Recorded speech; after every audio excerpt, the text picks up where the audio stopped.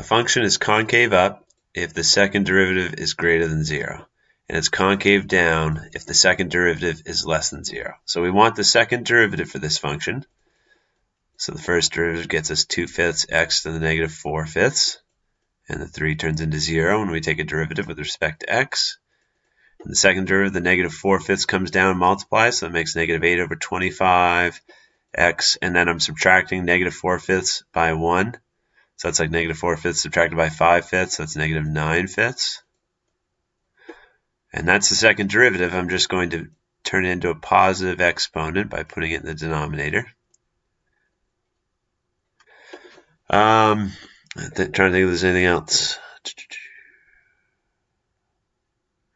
We could write this as x to the 1/5 over x to the second, but I don't think that's going to help us. Okay.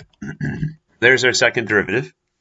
And so to find out where it's positive or negative, I guess you could graph this in like a graphing calculator. The algebraic way of doing it is you set it equal to 0 to find out all the places where it could switch, where the second derivative could switch from positive to negative or vice versa. So it's kind of like critical points.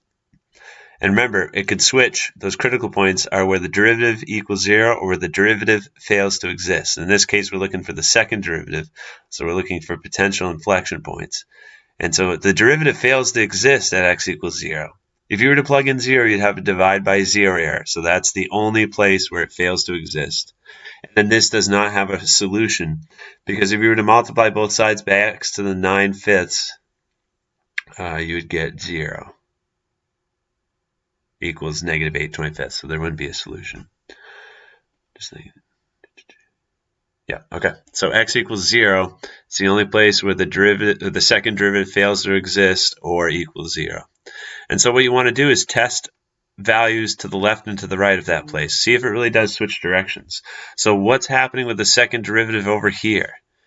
Like at x equals negative 1.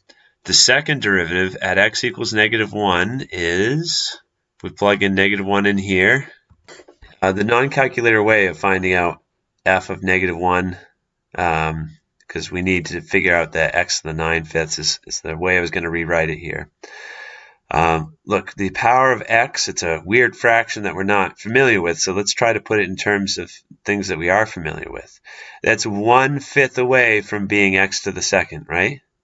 So I can put x to the 1/5 up here, which is the same thing as a fifth root, or you could write it to the 1/5 power. And then in the denominator, that's x squared. And that's the same thing because 1/5 subtracted by 2 makes negative 9/5, which is the power we had originally, right? So this is equivalent. And then when we have a fifth root, it's just like if you have a third root of negative 1. The answer is negative 1. Okay, so if you have an odd root here, it is a real number, and it's negative 1. Okay, because negative 1 can multiply to itself 5 times. So what we did was we found out that by rewriting, the fifth root of negative 1 is negative 1. And then on bottom, we know how to do negative 1 squared. That makes 1. And then if you simplify a little bit more, that's 8 over 25. Okay? So f of negative 1 is a positive number. And you'll want to know how to do that algebraically because that makes us feel a little bit more comfortable. Because I actually tried plugging it in here, and it gave me a wrong answer. Negative 1 to the 1.8 power is not positive 1. The Windows calculator has that wrong, and I'm not sure why. Okay, so we plugged in a number to the left of 0.